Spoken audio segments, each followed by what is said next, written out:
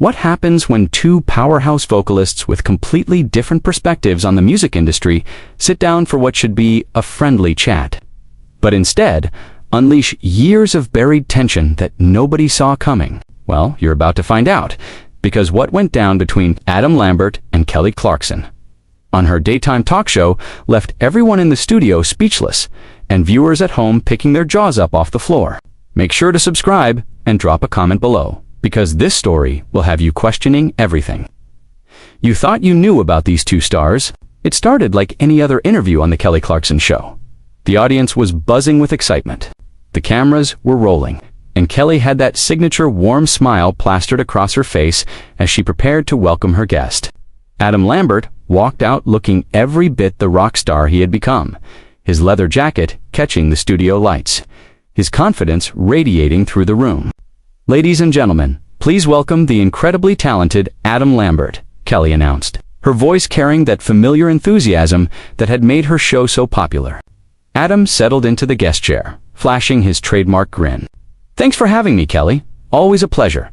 "Well, the pleasure is all mine," Kelly replied, shuffling through her note cards. "I have to say, I'm such a fan of your work with Queen and everything you've been doing lately. You really know how to command a stage." "Well, I learned from the best," Adam said with a slight edge to his voice that only the most observant viewers might have caught. "Some of us had to work a little harder to get where we are. You know what I mean?" Kelly's smile faltered for just a fraction of a second. "I'm sorry, what do you mean by that?" Adam leaned back in his chair, his posture becoming more relaxed, but his tone growing more pointed. "I mean, some of us didn't have the luxury of winning a reality show and getting handed a record deal on a silver platter." The studio fell into an uncomfortable silence. Kelly's media training kicked in, and she tried to laugh it off. "Well, I mean, American Idol was hardly a silver platter. That was a lot of hard work, and the voters decided, right?" "The voters?" Adam repeated, his voice dripping with something that wasn't quite sarcasm, but wasn't friendly either. "Middle America, voting for the girl next door. Must have been nice to fit that mold so perfectly." Kelly's smile was starting to look strained. "Adam, I'm not sure where this is coming from, but I think maybe we should talk about your new music instead." "Oh, now you want to change the subject?" Adam's eyebrows raised. "That's interesting. Kelly, I've been wanting to have this conversation for a long time. Do you know how many interviews I've done where people compare me to you? Where they ask me why I couldn't win like you did?" "Adam, I never asked to be compared to anyone," Kelly said, her voice becoming firmer. "And I certainly never said anything about your season or your talent." "You didn't have to say anything," Adam shot back. "Your existence said it all." The wholesome, relatable winner versus the theatrical, over-the-top runner-up. The safe choice versus the risky one. Kelly set down her note cards and turned to face Adam directly. "Okay, I think we need to pump the brakes here. I don't know what you're trying to accomplish, but this isn't fair to either of us or to our fans." Adam let out a bitter laugh. "You want to talk about fair? Let's talk about how you've been positioned as America's sweetheart while artists like me have had to fight tooth and nail for every ounce of respect and recognition." The audience was shifting uncomfortably in their seats. Some were pulling out their phones, sensing that something unprecedented was happening. Kelly's producers were probably having heart attacks in the control room. "Adam, I have nothing but respect for your artistry and your talent," Kelly said, her voice now carrying a warning tone. "But I'm not going to sit here and be attacked for something I had no control over." "Control?" Adam's voice rose slightly. "You had plenty of control. You could have used your platform to lift up other artists who didn't look like you or sound like you. Instead, you played it safe, stayed in your lane, and collected your checks." Kelly's face was flushing red now. "That's not fair, and you know it. I've supported countless artists throughout my career. I've used my platform to promote diversity and inclusion. Have you, though?" Adam leaned forward. "Or have you just done the bare minimum to look good while benefiting from a system that was designed to favor people exactly like you? People like me." Kelly's voice was getting louder. "What exactly does that mean, Adam?" "You know exactly what it means," Adam replied coolly. "The pretty, non-threatening girl next door who sings just well enough to be impressive, but not so well that she intimidates anyone. The perfect package for mainstream consumption." Kelly stood up abruptly, her chair rolling backward. "I think we're done here. Are we? Adam remained seated, looking up at her with a smug expression. Because I think we're just getting started. This is the conversation that should have happened years ago. This isn't a conversation, Kelly said, her voice shaking slightly with anger. This is you ambushing me on my own show for reasons I don't understand. Adam finally stood up, matching her energy. Let me make it crystal clear for you then. Adam's eyes locked onto Kelly's, and for a moment, the entire studio seemed to hold its breath. The tension was so thick, you could cut it with a knife. You want crystal clear? Fine, Adam said, his voice dropping to a more dangerous tone. You represent everything that's wrong with this industry. The safe choice. The marketable choice.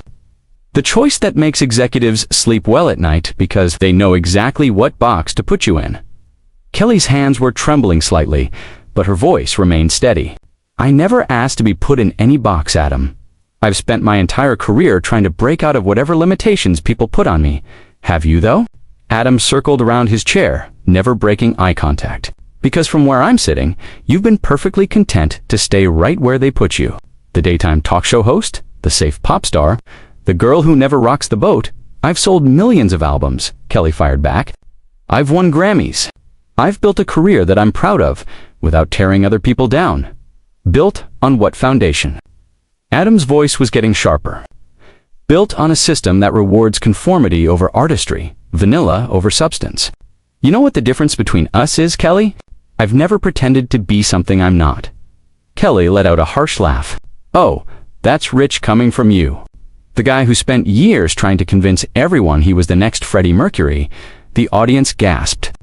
Adam's face darkened, and for the first time since this confrontation began, he looked genuinely hurt.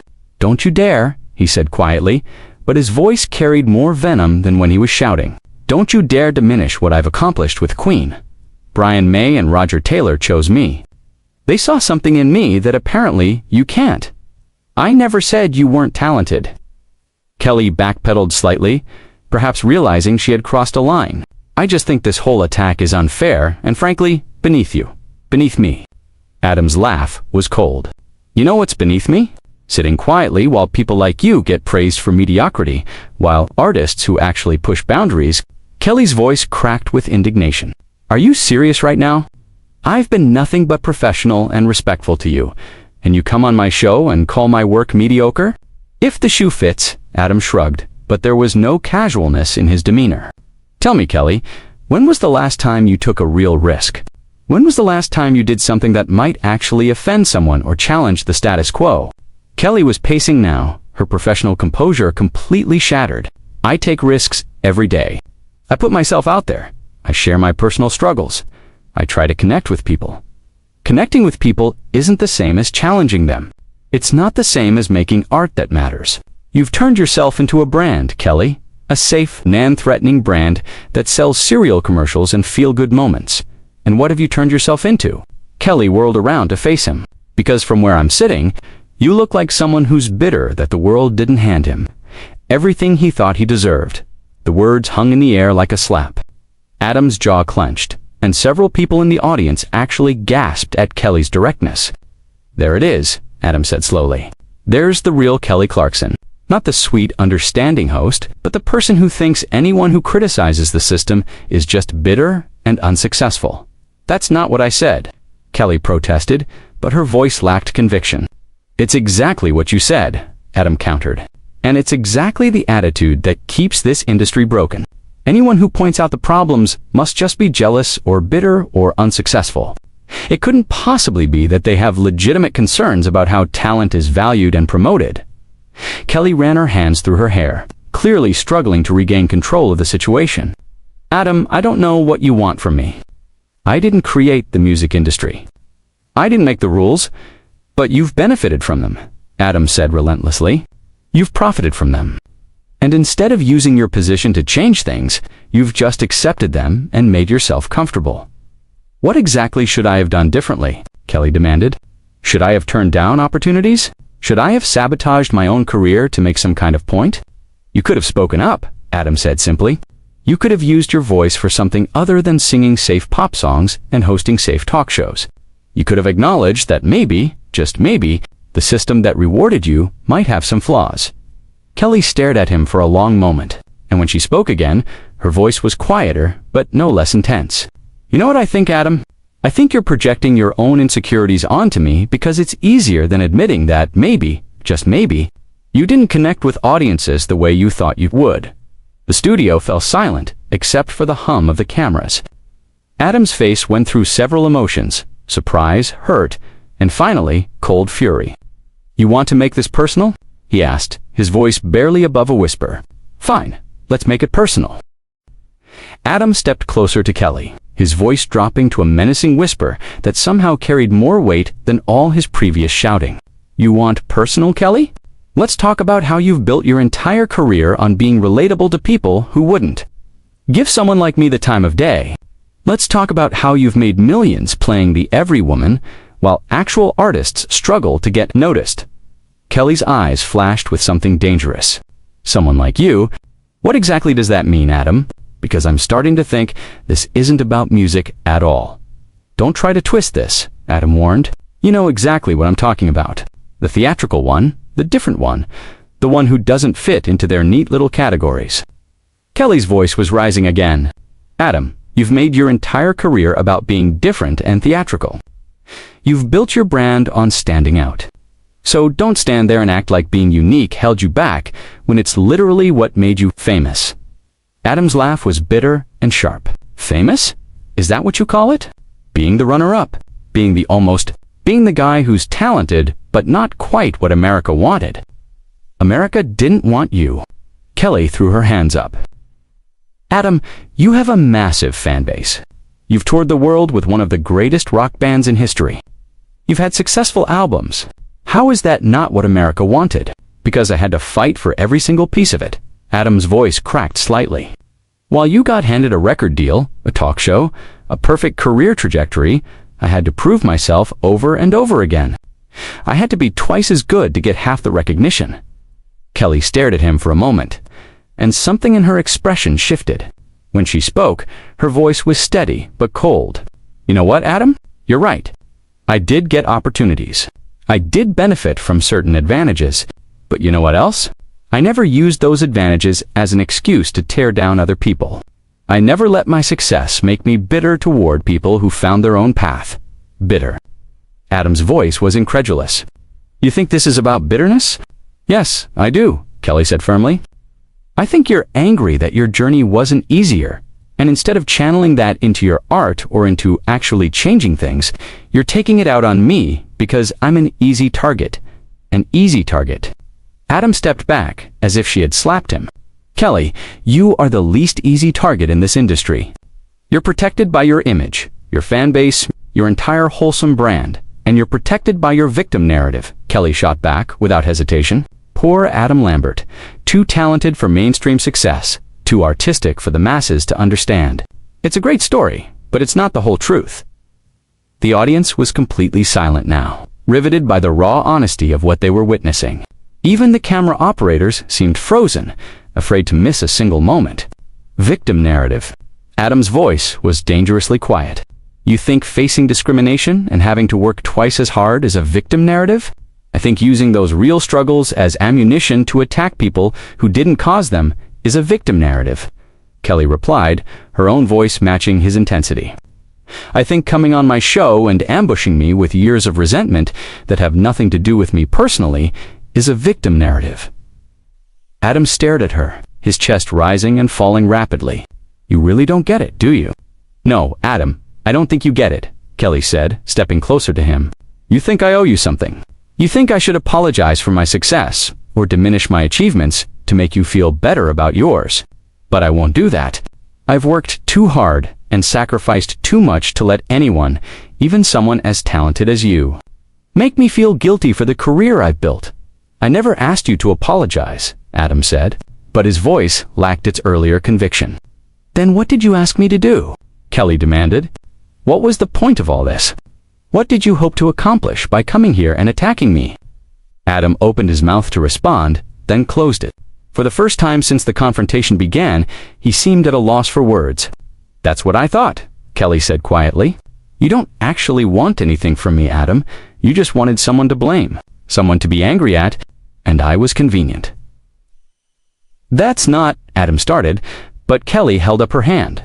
No, I'm talking now, she said, her voice carrying an authority that commanded the room. I've listened to everything you had to say. I've let you attack my career, my choices, my entire life's work. Now you're going to listen to me. Adam's jaw tightened, but he remained silent. I'm sorry you faced challenges I didn't have to face, Kelly continued. I'm sorry the industry isn't always fair or equitable. I'm sorry that talent doesn't always translate to the success people deserve. But I will not apologize for my success, and I will not be your scapegoat for systemic problems that are bigger than both of us. She paused, her eyes never leaving his face, and most importantly, I will not let you or anyone else diminish what I've accomplished or question whether I deserve to be where I am. Because whether you want to admit it or not, I've earned my place in this industry just as much as you've earned yours. Adam stood there for a long moment, his hands clenched at his sides. The studio was so quiet, you could hear the air conditioning humming. Finally, he spoke, his voice barely audible. You're right, Kelly blinked, clearly not expecting that response. You're right, Adam repeated, louder this time. This isn't about you. It never was about you. And I'm sorry, but before Kelly could respond, before anyone in the studio could process what had just happened, Adam turned and walked toward the exit. His footsteps echoed in the silent studio as he moved past the cameras, past the stunned audience, past the shocked production crew. Adam, wait! Kelly called after him, but he didn't stop. He paused at the studio doors, his hand on the handle, and turned back one final time. For what it's worth, Kelly, he said, his voice carrying across the studio, you're right about something else too. I am bitter. And that's on me, not you. With that, Adam Lambert walked out of the studio, leaving behind a room full of people who had just witnessed something unprecedented in daytime television history. Kelly stood alone in the middle of her stage, looking shell-shocked and emotionally drained as the gravity of what had just transpired began to sink in. What did you think of this intense confrontation? Do you believe Adam's frustrations were justified, or did he cross the line by attacking Kelly? Drop a comment below with your thoughts and make sure to subscribe for more explosive celebrity stories that you won't see anywhere else.